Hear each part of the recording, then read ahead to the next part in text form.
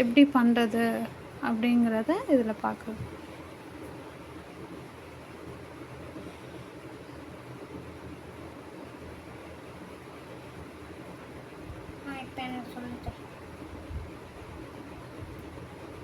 மாட்டி ரொட்டேட் பண்ணி எடுக்கணும்.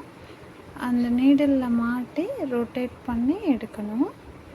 ஜஸ்ட் கீழே பாருங்கள், நீடில் விட்டுட்டேன், இந்த ஹூக்கில் மாட்டியிருக்கேன், அவ்வளோதான், வேறு ஒன்றும் பண்ணல. ரொட்டேட் பண்ணி எடுக்கிறேன். நீடில் கிளாத்து த்ரெட்டு மூணுமே மீட் பண்ணுற இடத்துக்கிட்ட நீங்கள் ரொட்டேட் பண்ணிங்க, ட்விஸ்ட் பண்ணி ரொட்டேட் பண்ணிங்கன்னா உங்களுக்கு வந்து மேலே த்ரெட்டு வந்து மாட்டாமல் வரும். சரியா? ஃபஸ்ட் டைம் பண்ணும்போது ஹோல் பெருசாக தான் இருக்கும், அதனால ஒன்றும் ப்ராப்ளம் இல்லை. ஸோ ஃபஸ்ட் டைம் ப்ராக்டிஸ் பண்ணுறதுனால உங்களுக்கு ஹோல் வந்து கிளாத்தில் தெரிய தான் செய்யும்.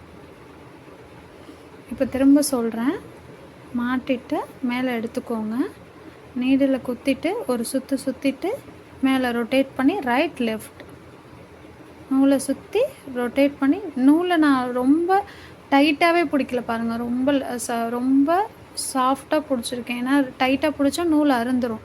அதனால் நூலை வந்து ரொம்ப டைட்டாக பிடிக்கக்கூடாது.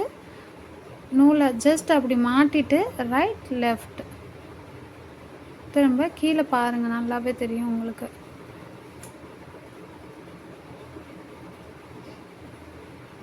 மாட்டிட்டு ரைட் லெஃப்ட் அவ்வளோதான். இதை ப்ராக்டிஸ் பண்ணி பாருங்கள். இதுலேயே என்ன செயின்லேயே என்ன ஷேப் வந்து ப்ராக்டிஸ் பண்ணணும்னு சொல்லிவிட்டு நான் இந்த கிளாஸில் காமிக்கிறேன். அதையும் இப்போது இதில் காட்டியிருப்பேன் சேஃபாக, அந்த சேஃபில் செயின் ஸ்டிச் ப்ராக்டிஸ் பண்ணுங்கள்.